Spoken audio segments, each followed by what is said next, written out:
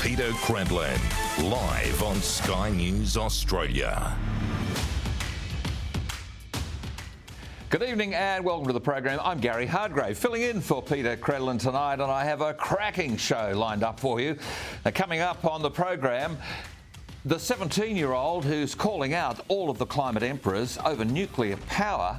Soon it will be Fred X as King Frederick X and Australian-born Queen Mary take the throne in Denmark. And our Australia Day shame. You know, I think it's time we ban the councils which seem to hate our country. But first, New Year's Day. Let's hope 2024 is a great year for you and yours. And on this day in 1901, Australia federated into a Commonwealth.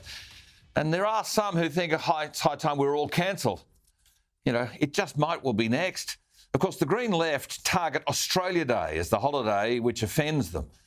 But it is the day the first Australians by choice became citizens. You see, that was January 26 in 1949. Since the Australian Citizenship Act of 1948, I mean, just how ignorant is the Green Left? Millions of Australian families count Australia Day as deeply important. So why do these Marxists and leftists in local government hate Australia so much?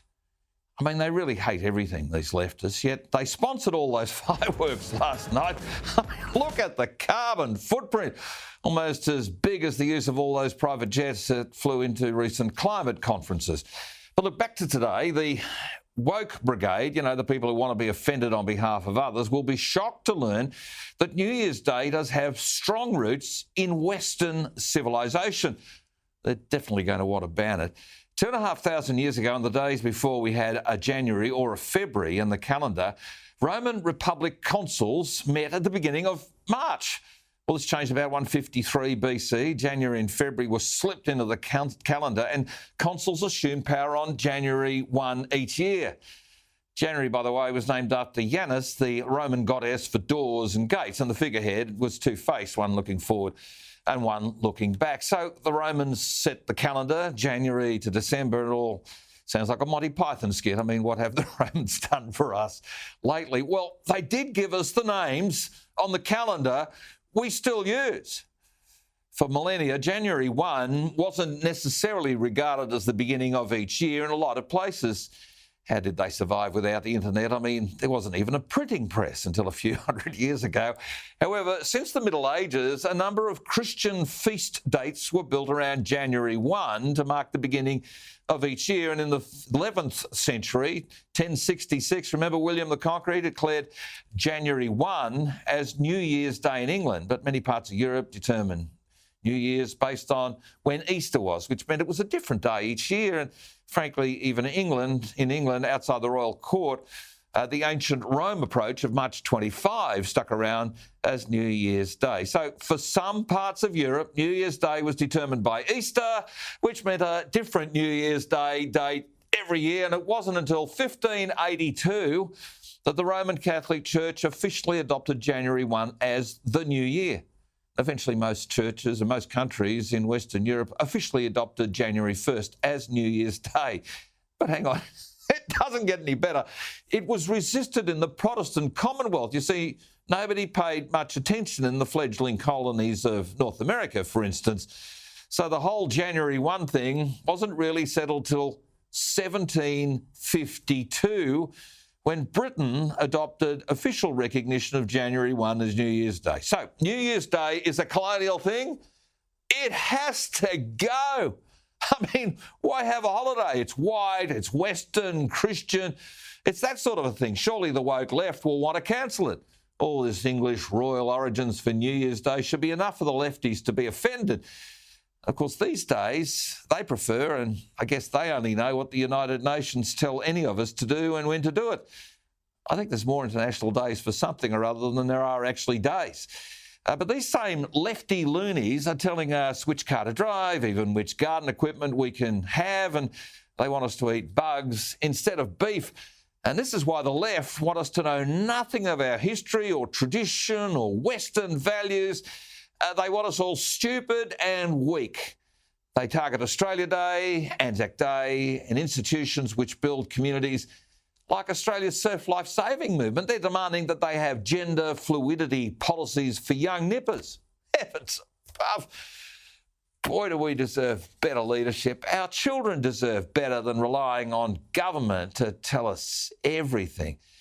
And this current dud Prime Minister, well, he should remove the right to confer citizenship year-round from the 80 councils who have decided to refuse to have ceremonies on Australia Day. Australia Day doesn't belong to them, it belongs to all of us. Yet Anthony Albanese's priority for 2024 is to expand the size of the parliament. The last thing we actually need is more woke politicians serving international interests. We need a New Year's revolution, not just resolution from this hopeless Prime Minister. For a start, PM, you should ditch the duds in your cabinet, and there's quite a few. We really do need a day off from this dreadful government.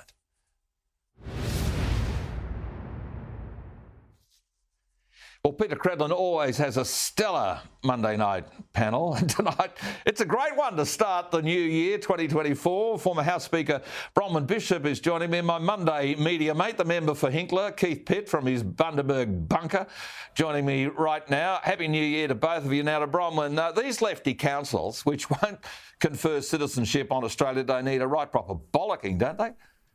Well, yes, they do, Gary, because the right to confer citizenship has got nothing to do with councils, except that the Commonwealth, as a matter of convenience, allowed them to arrange them, and it worked very well for many years. And I've got to say that, from my personal point of view, there were very, very few citizenship ceremonies in my electorate that I would have missed, because I believed it was such a huge decision people were making in their lives. And to this day, I will meet people still in the electorate who will say to me, "You made me a citizen." It is a federal thing. And so with the councils that don't wish to have an Australia Day ceremony, well, it is proper what was done by the previous government to say, well, sorry, we'll withdraw the agreement we have whereby you can conduct them. And I think that the councils like doing it because they get to know the new citizens as potential voters and constituents of theirs at the local government arena. But we seem to have a very strange group of people are too easily able to get elected into councils, I think. Perhaps there's a need to change the voting system to make it more scrutiny required as we vote. But well, I reckon anybody who's in a council that doesn't have... Be under no illusion, the real aim of these councils is to get rid of Australia Day as one of the pillars that hold up the sort of traditions we traditionally have in this country and should be viewed that way. Well, I agree, and I mean, Keith Pitt, I think some councils are struggling to do the roads, the rates and the rubbish. I mean, I saw Waverley Council around Bondi in Sydney couldn't cope with all the rubbish left from a Christmas Eve party or Christmas Day party. I mean, they do have the job of picking up rubbish, but they just looked at it, they admired it. I mean, I don't know why we trust some of these councils with citizenship ceremonies. Oh, Gary, I know a few of them are going to get sent to the tip in Queensland in March. That's not far from January 26th through to the election for local governments here, and I don't think the people will forget. I was quite shocked to see one of my local councils, the Bundaberg Regional Council, on that list. That was quite a surprise to me. And the fact that it's gone from only 3 last year to now 80 plus who are not conducting citizenship ceremonies on Australia Day, I think is outrageous. And what about all those individuals? For them, it's just a really important day where they become part of our nation. And then every single Australia Day, they celebrate the fact that it occurred on that day. And we've now got councils, and as you've said, who are not focusing on roads, rates and rubbish. They just want to get into this woke nonsense. Yeah, no, they need a complete reckoning, and Waverley Council will be one of those that need a reckoning. Now, Bronwyn, our former colleagues, our leaders at the time, you and I were in Parliament together demanding leadership from the Prime Minister as leftist types try to stop the middle income tax relief due this year. Surely it's got to go ahead. It has. I mean, this was a very big promise made by Albanese prior to the election. I mean, he's managed to break quite a few already, like the $275 discount we were going to get on our electricity bills. But there are so many things that he's broken or been slippery about. And he's being slippery about these tax cuts. Oh, yes, there's no plan to change them. But you just watch him try and slip and slide. And he's got to be held to, in fact, make sure those tax cuts go ahead. We've already had the first and second tranche. This is the third tranche. And it's part of that overall plan to give back to people money that bracket creep, in fact, does thieve out of people's pockets secretly. And that's why we've got such a high collection of personal income tax underpinning so much of the budget. So the tax cuts are, in fact, a brake on government expenditure and a brake on government largesse. So it's very important that they go ahead, and I'm sure the coalition will be holding them to account. I'm sure that even the large bulk of journalists may well hold them to account, because it was such a big issue in the lead up to the election. Yeah, it was pretty straightforward, and if both John Howard and Peter Costello have summed it up rather nicely, suggesting that it is in fact theft from people. You know, paying too much tax is not the right way to run a country. Government doesn't know as well as you do about how to spend your money. Now, Keith, you're a former cabinet minister, and our national sovereignty relies very heavily on the free passage of cargo on the high seas. These attacks that we were hearing about in the last 24 to 48 hours on shipping in the Red Sea, I think is an attack on Australia. And yet the Albanese government isn't standing up for us at all. They're squibbing this. Well, there's been lots of, I say, excuses about why we're not providing support into the Red Sea in terms of the alliance that's there. But helicopter air support sounds like something the Australian Navy can do to me. And this is a really important trade route. It will mean an increase in costs for those who are choosing to go around the Cape. Our exports, our imports, our products, it's our economy. I really think that we should be there providing support as requested by the United States. Sure. And if it wasn't so serious, Gary, you'd be saying, won't someone think of the climate? But it is serious. I mean, the additional fuel that you need, the additional costs for shipping, the additional costs for our businesses that are trying to export, we should absolutely be there. The Australian Navy, this is what they train for.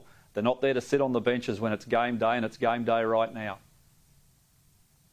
And I mean, Bronwyn, also the point on all of that is the Americans asked us, how can we say no to them? They're just so important. And on top of that, you've got this hatred from the left is evident, as reports suggest anti-Jewish groups are plotting to stop Israeli-owned ships. I mean, this madness has to be called out. Why isn't the Prime Minister standing up? Oh, you can give me an answer, I'm sure.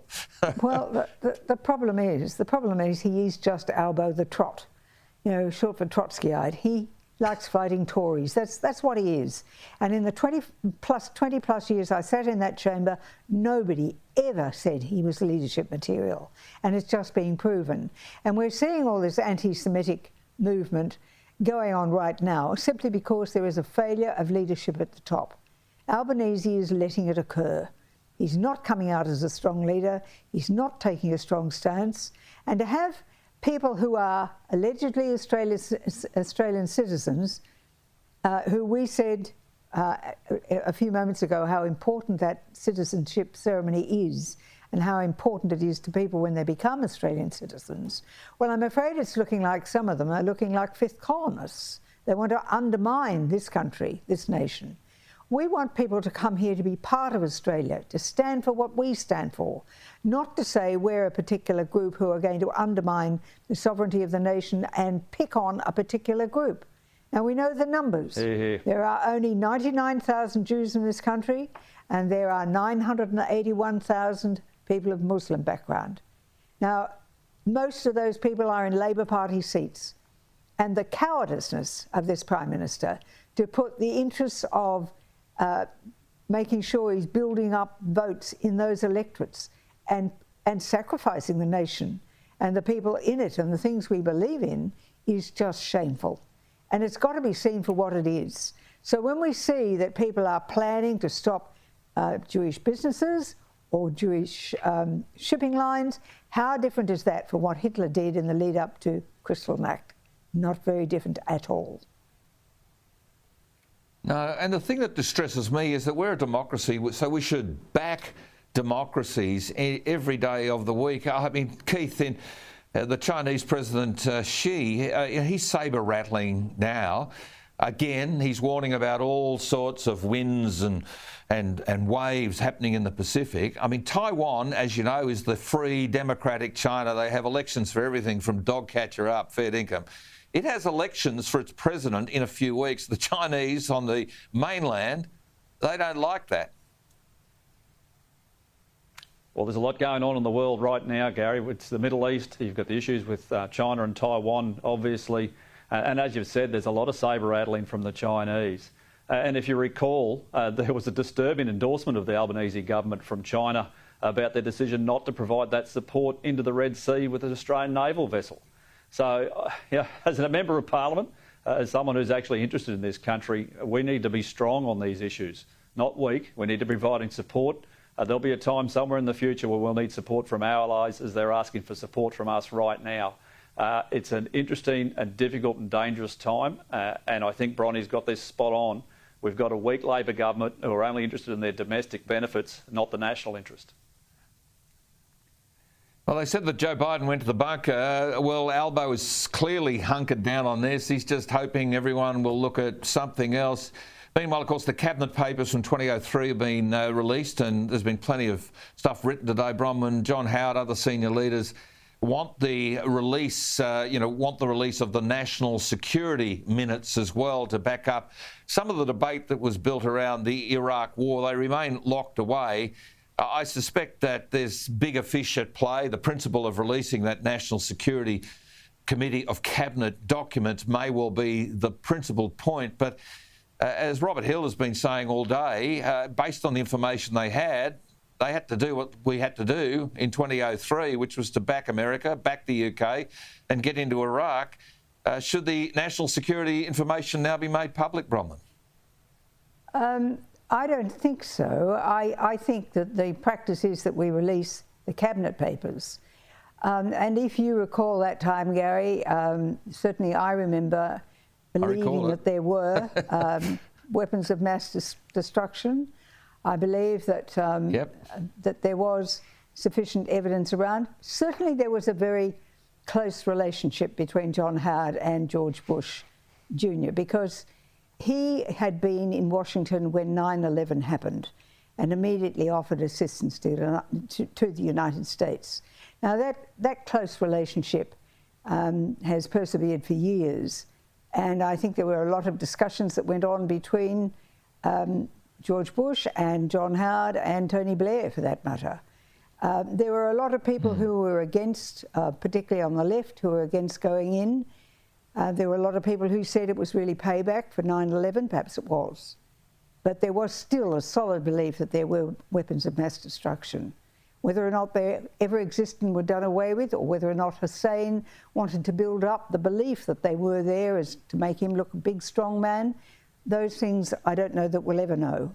But at the end of the day, I think the decision was taken legitimately.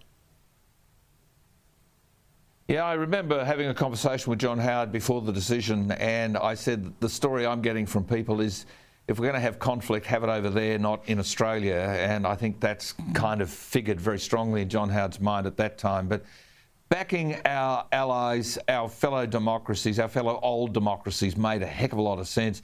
Keith, reports out of Victoria today. Now, I personally find this difficult to believe, but so many MPs, about a third of the Labor caucus, live a long way out of the electorate they represent, both economically and physically. I find this wrong. I think it's reasonable, to the best of your effort, you live in the patch that you stand up in Parliament for. Gary, you and I are going to disagree on this one. If they're 20k away, like where I come from, I drove a 60k round trip yesterday just to have pizza with a mate of mine down at the beach. It's really not that far. I mean, it's not like it's the member for Parramatta that lives in Bellevue on the Northern Beaches. And the boundaries change all the time. I mean, how big's the city electorate? 60, 80, 100 square kilometres? It's really not that big. I know it feels like a long way for the city bound, but for those of us who travel hours and hours and hours to do things in the regions and the bush, and this is the reason that we need diesel cars and cars that actually get you where you want to go, Gary. Mate, to be honest, I'm not that worried about it. As long as they've got a connection, as long as they're not parachuted in, as long as it's not a Christina Keneally type approach, and look what happened there. Congratulations, Di Lee. Well done. She'll be another good member this year. Mate, it's one of those things. You get who you vote for. Yeah, true enough. All right, Keith, I'll take your point now. But before I let you go, I mean, what's your big predictions for the year ahead? Now, Bronwyn, I'm going to get it from you first. What's your big prediction for the year ahead? It's going to become more and more apparent that Australia has an energy crisis, and it's the biggest crisis that we face, and that the Labor Party's policies are going to shown to be a failure, and that the nuclear debate will become more and more important, and that we will have to come to a decision that we need to keep our coal-fired power stations going until we can replace them with moderate-sized nuclear reactors on the footprint of those coal-fired power stations. All right, good prediction. Keith, what's yours for 2024? Unfortunately, I think it's more economic pain for the Australian people. Higher taxes, higher cost of living, interest rate increases, more costs, all based on Albanese government policies. And unfortunately, I think they're going to ignore the results of the referendum. $400 million, the people have said no. I think they'll very sneakily implement it anyway. A lot of those things were already underway, and I think in a very underhanded manner, we'll get the voice. Yeah, and $100 million is going to an oversight committee of Indigenous people along the Darling River, so it's already starting, I suspect. And later on in this hour, we'll talk to a 17-year-old who's really going to call it out when it comes to the nuclear debate. Keith Pitt and Bronwyn Bishop, thanks so much for being on the program. Happy New Year to you both. Look forward to seeing you again Happy New Year. very, very soon. Okay, we're going to take a quick break, and up next I'll be joined by Dr. Kevin Donnelly. He's going to discuss Australia's concerning education crisis and how he thinks we can overcome it.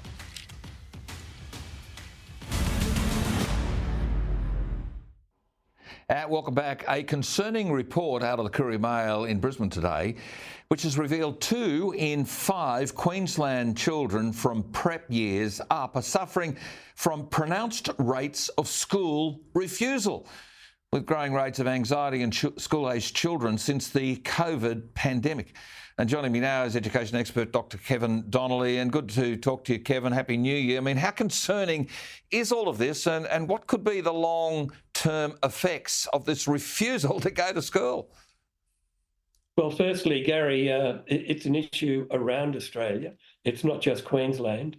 And I mean, the reports I've read, some of them refer to the lockdowns during COVID and how in many states, Victoria especially, students missed nearly 4 or 5 months of schooling. So that's an issue. But the other question you've asked about the long-term impact, I mean, we're already a year behind many of our students in terms of their academic standard. So when you look at the international testing, and we had one last year, the PISA testing, many of our students are at the basic level. They're a year behind many of the top performing students in other countries. So it's going to have an academic impact. The other thing is, I mean, one reason I loved school when I was young was socialising. And a lot of, almost a generation of young people now, if they're staying at home, they're not with their mates at school, they're not socialising, they're not getting involved in sport, co-curricular activities, and that means they're missing out. Yeah, no doubt about it. Now, you wrote last week in the Daily Telegraph about the growing stress and anxiety levels in our school children. A survey by the Australian Council for Educational Research showed 53% of secondary school children say they feel stressed, and 32% of primary school-aged children say they're feeling very bad for long periods of time. I mean, Kevin, you've argued parents and schools need to do more to teach kids courage, resilience, optimism, here, and all of that. So what are some of the things we can do? Well, it's a significant issue, as you said. I mean, It can be a very small thing. When I grew up, we had a trampoline. We never had a safety net around the trampoline. And I only fell off once and sprained my wrist. And I knew I had to be more careful. But I use that as a kind of a illustration that whether it's parents driving their kids to school, putting a net around when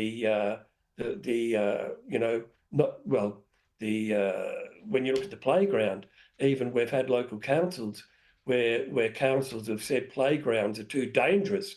We're not letting young children take risks, and parents often cocoon their children in cotton wool. They don't want them out there to be free range. And I think that's only contributing to this sense of young people not knowing what it means to fail, to hurt yourself, to get back on the bike, if you like. My old man used to say, if I fell off or if I hurt myself climbing a tree, he'd say, well, get back out there, do it again, do it properly. Yeah. So standards are slipping as well in the classroom. Australian students falling behind other OECD countries. Reading, maths, science, according to all the latest results from the Program for International Student Assessment. Kevin, what changes do you hope to see in the next year or so in our education system? Well, Gary, as you know, I've been writing about education for 30, 40 years. Yep. And I wrote a book, Why Our Schools Are Failing, nearly 20 years ago, where I pointed out the whole problem of falling standards, of children leaving school not knowing the basics, of going into university or tertiary and not having the ability or the background to cope. So it's a problem that's been there for 20, 30 years. And I've got a terrible feeling, I don't want to say this, that things won't get much better. I mean, Jason Clare, the Commonwealth Minister, he's announced last year more reviews, more inquiries. We're waiting for them to report back. But the problem is, and I've said this again and again, Dracula's in charge of the blood bank when it comes to education. And the mistake that the Labor Party often makes is to appoint the same people responsible for the mess, appoint them to the committees looking into what can we do to solve it. And it's rare, and I've learnt this over many years, it's rare that the people who get you into trouble will be the ones who can get you out of it. Yeah, managing the misery. I mean, our schools seem to be focused on pushing the left's ideology onto the kids. I mean, the months of voice campaigning in our schools is one example. Our kids walking out of class to march in pro-Palestine protests. So this woke virtue signalling, Keith, surely is getting in the way of teaching our students key basics. It is, and you only need to look at the results I mentioned, the international testing, plus NAPLAN, the national one. Liberal and Labor governments have spent additional billions on education over the last 20 years, but standards have either flatlined or gone backwards. And I've actually written an article for the Daily Telegraph tomorrow, and I talk about the fact, as you said, that many schools now, it's not all schools, there are some good schools, some very good teachers, but we've got too much in the curriculum, which is about climate change, gender fluidity, about Aboriginal culture. Children, they're not taught about patriotism, about acknowledging the benefits of Western culture. They're not taught about the fact that Australia is such a successful Western liberal democracy. They're taught what Geoffrey Blainey, the great historian, called the black armband view. And so that's part of the problem. The other problem is that if you're spending all your time in the classroom teaching all of this woke ideology, you're not focusing on the basics, and you're not giving children a grounding in an education which is morally, spiritually, and intellectually uplifting. So there are two issues there that have to be addressed: the woke curriculum, and we're not teaching enough about Western culture and why we should celebrate it. You know, Kevin, when you get a state government school in suburban Brisbane, where the kids go into the classroom chanting "always was, always will be" Aboriginal land, whereas we used to say we love our flag, we love our country, those sorts of things, it seems schools now are more about the teachers and activists being employed than the kids actually being educated. I mean, good dedicated teachers can't stand any of this either. You're right, and it's also the subject associations and a lot of academics. I mean, you talked about the Voice, the English Teachers Association. They said they told English teachers to go back in the classroom and to teach children to say yes to the Voice, to go home to their parents, explaining why the Voice was such a great thing.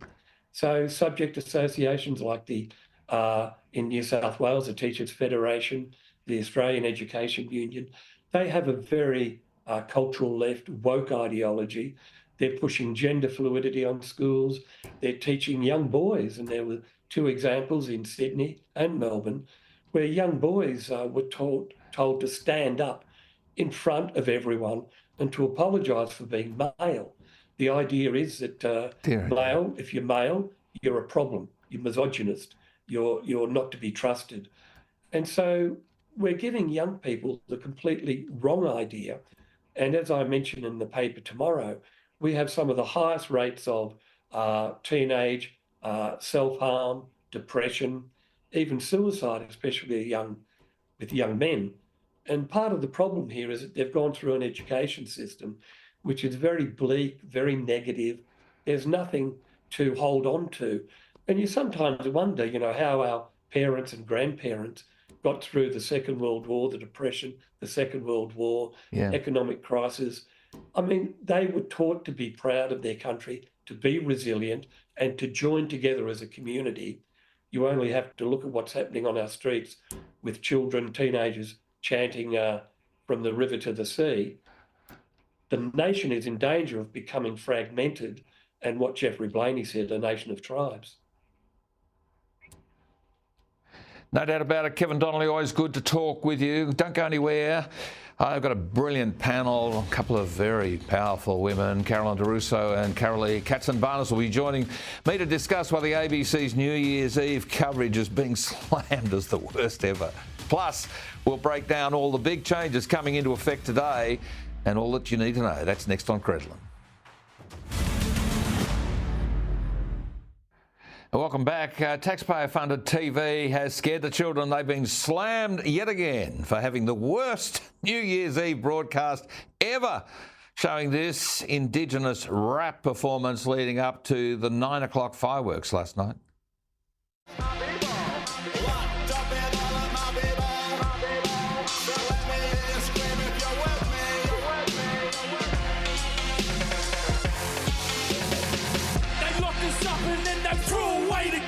It's the stolen generations haunting trauma that I see. And that's a part of history on which we never speak. Always moving backwards keeps the future out of reach.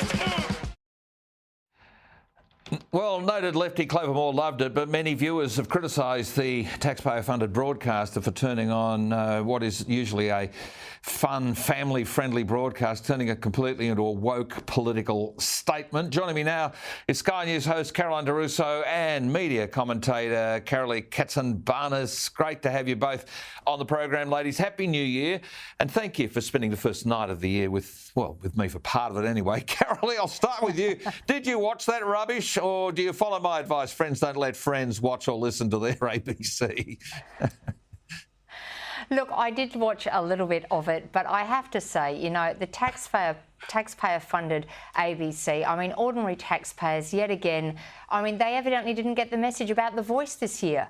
I mean, people love this country, and yet they're being paid to put on this absolute rubbish. Completely inappropriate. I read a lot of the comments on social media, on Twitter, and the pile-on that it was on, and it was deserved. However, I've got to say it's the worst ever coverage on the ABC. Gary, in 364 days' time, maybe we'll be talking about this year's coverage. One never knows. Australia's Princess Mary is about to become the new Queen of Denmark after the shock abdication of Queen Margaret II. 52 years on the throne she was. On the 14th of January 2024, 52 years after I took over from my beloved father, I will step down as Denmark's Queen. I hand over the throne to my son, Crown Prince Frederik. I mean, quicker than you can say, get me to the exit row. I'm heading towards Denmark. Caroline DeRusso, you're Sky's Royal Report host. I mean, you'd have to have a view on this. This was completely unexpected, wasn't it? Well, it was in a way, I suppose, but I guess you never know what's going on in someone's head.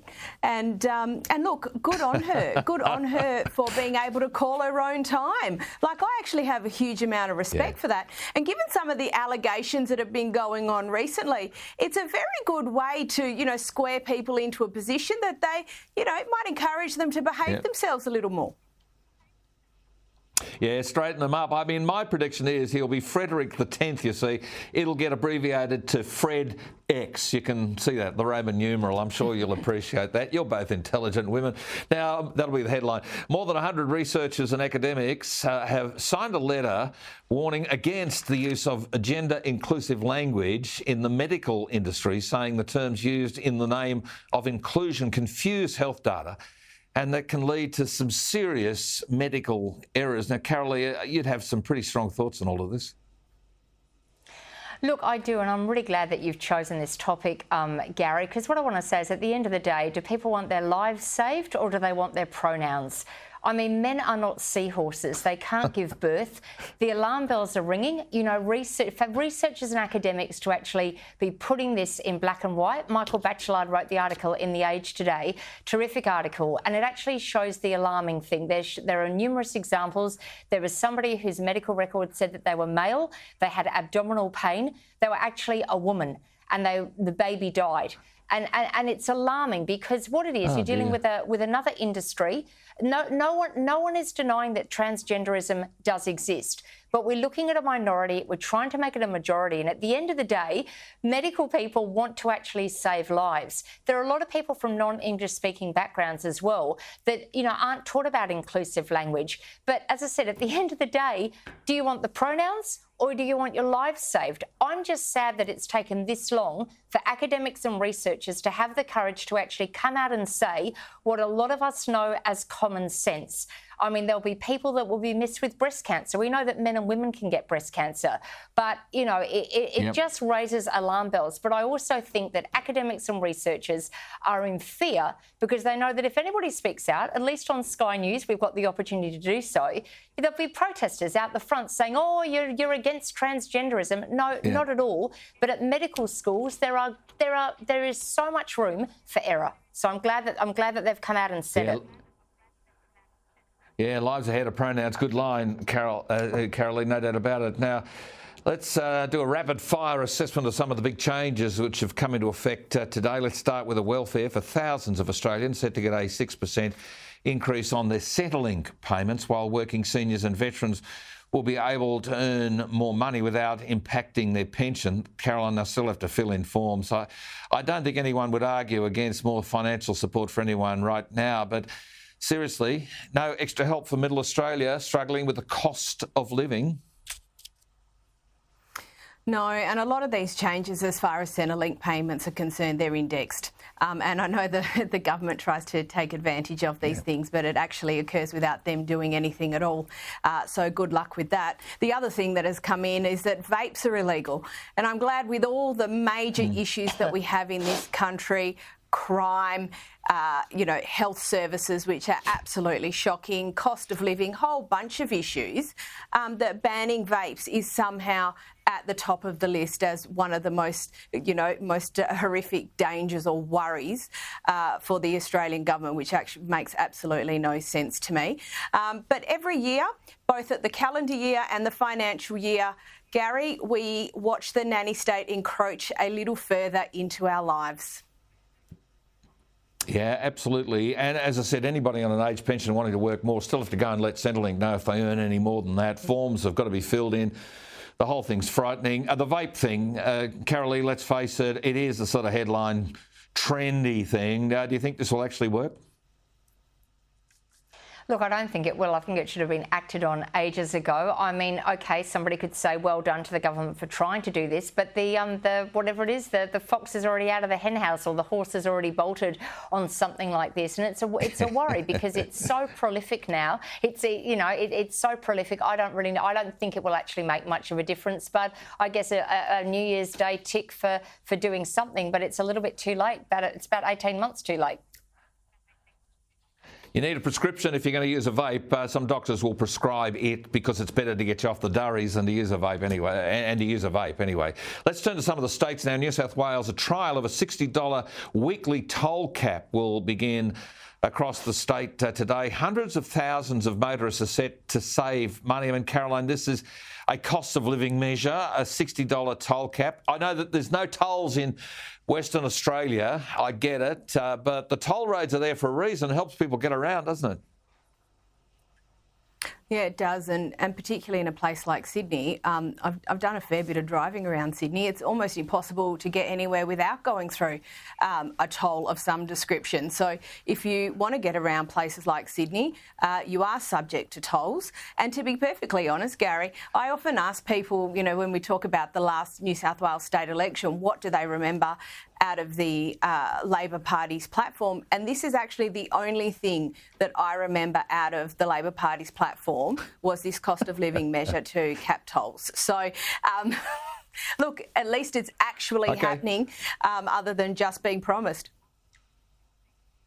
Yeah, I wonder if it'll get indexed as well. Now, Victoria's gas ban has come into effect with all new homes in the state will not be able to be connected to gas, only to electricity from now on. It's been revealed that existing households could be slugged hefty fees to set up a gas connection from next year as the government tries to push residents towards renewables. Carolee, you've just moved to Victoria. It ain't a gas. No, it isn't. No, well, look, we have just relocated back here, and I've been producing mornings for 3AW. But look, and I've asked about this. It's quite a divisive thing. The other thing also is existing gas connections. If you actually wanted connected, it's nearly $2,500. My thing is, and it's very difficult, you know, having come from Western Australia, is that if the gas grid, if the electricity grid actually goes down in Victoria, what is there? I mean, what is there? You've got to be able to have both. You can't, again, as I use this term, throw the baby out with the bathwater, but they're determined, and as I said, it's the first Australian state that has done this. There are fears that Western Australia will follow suit as well, but I think it's a bit of a risky, bold move, and I'm not looking forward to winters here again at all. No, they're waterboarding us over renewables, I think. That's what's going on. They're bringing in subsidies for kindergartens and cheaper TAFE and all this sort of stuff. It ain't free. It's being paid for by the taxpayer. Don't think it's free. Anyway, before I let you both go, what are your big predictions for the year ahead, Caroline? Oh, well, hopefully we'll have a royal visit later in the year to coincide with COAG. I think federal politics is going to get very spicy this year, Gary, as we close in on an election. We have 3 state elections as well, and I think the governments in the Northern Territory and Queensland would be very lucky to survive. And the economy is pretty flat, and it'll be interesting to see whether it remains sluggish or whether, you know, it does take a bit more of a dive. We know everyone's expecting unemployment to tick up a little bit, and it'll be interesting to see what impact that has on the broader economy. Yeah, if the economy doesn't crash completely, Albo will take the credit. Carolee, have you got any predictions, any bold predictions for 2024? I have indeed. I'm sure Twitter will now come alive. I think Donald Trump will be returned for a second term as the United States President on the 5th of November this year. I know that on previous programs, Gary, he's provided a lot of talking points. I do actually think, against all odds, like last time, he will get back in. Domestically, also, I've got to say, I've heard Bronwyn before talk about it, and also Keith Pitt, but I do think that we do need to have the nuclear debate and really have a very, very proper, sensible conversation in the country, because if we're wanting to go to zero emissions, the nuclear energy debate really is the only way of getting it there. So I think that'll be there. And as Caroline did say, cost of living, well, I don't know. I mean, they're predicting rate cuts in the second half of this year, but we've got to be able to get to the second half first. And a lot of Australians are doing it incredibly tough out there with cost of living. As you said, with all those charges, the increases to welfare, that's all well and good, and it's great. No one denies anybody, but it's really just playing catch up because everything else is going up. The bowels of the groceries, everything that you could imagine. But let's also hope for world peace. All right, good on you, Carolee. And Caroline, Carolee has given me a terrific segue. Thank you both for being on the program this evening. And after the break, the 17-year-old who's calling out the climate heavyweights and taking on the government's nuclear energy ban. Find out how you can join the fight. That's next on Credlin.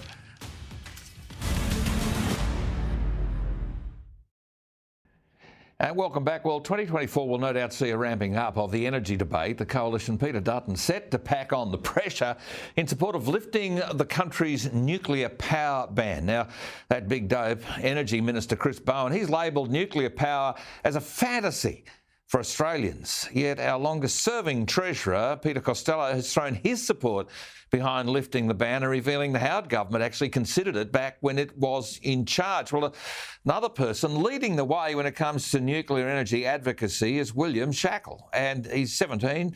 He's the founder of Nuclear for Australia, and he joins me. William, well done. You've started a petition to legalise nuclear energy. How's the petition going today?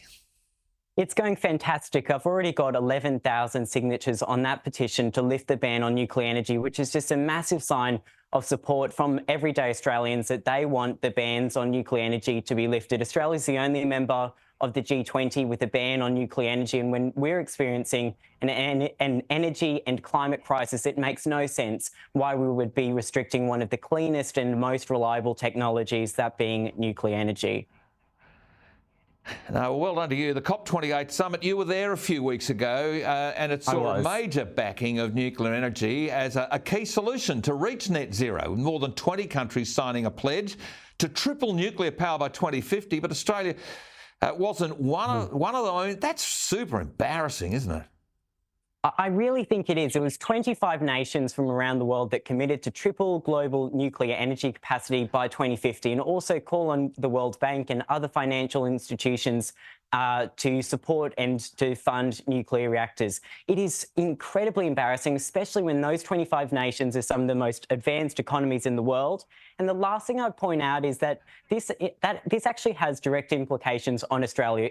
Besides from it actually being embarrassing, that Australia is standing on the sidelines during this announcement. In addition to all of that, included in the declaration is a line which says that all of those 25 countries will commit to supporting responsible nations looking to explore civil nuclear power deployment under the best safety standards. So those countries are going to be looking to countries like Australia, which have the capability to embrace nuclear, to step up. And hopefully we do, especially when you consider in Australia, we're uniquely placed to embrace nuclear energy. We have the largest uranium reserves in the world. We are going to have floating small reactors for our national security. Why can't we have them for our energy security on land? We're renowned for our nuclear expertise and for our safety record. So it makes no sense why Australia wouldn't jump on board and embrace nuclear energy. You know, extra kudos to you, Will. I mean, you ran into French President Emmanuel Macron while you were there. He's calling on Australia to lift the nuclear ban. I mean, you were the one that made him say that. Have a listen to this. I hope that you will manage to lift the ban. I mean, nuclear energy is absolutely a necessity to succeed. Yes. For carbon neutrality in 2050. Most certainly. I mean, now it's with the control of international to make agency and with the best possible regulation. I think this is a fair and a good decision to relaunch nuclear capacities. I mean, William, that's taking advocacy to a world leader. You changed the news cycle here. So what are you planning for the year ahead? How are you going to make a difference? Well, we've got huge plans. We're going to be launching Nuclear for Australia properly to become the most prominent nuclear campaign in this country, so we can fight organisations that are working against nuclear energy, whether that be Greenpeace, who are absolutely loaded. So we're going to be fighting for nuclear energy, and I encourage all of your viewers to sign our petition at nuclearforaustralia.com/petition to help join in this fight so we can keep the momentum up and take on, build pressure for the government to lift the ban on nuclear energy. Well done to you, William. Good to talk to you again. William Shackle is 17 and he's going into year 12 this year. And this is a face to watch. This is somebody to keep an eye on. At 17, understanding what the future is going to be, because he's going to be paying the taxes for the numpty kind of approach to energy policy and the lack of national sovereignty that is being achieved as a result of what Chris Bowen has been doing to Australia. So well done to William. And I think more strength to his arm. So that's all we've got time for tonight. Don't go anywhere, because coming up right now is the Bolt Report with the one and only James McPherson. Have a good night. Cheers.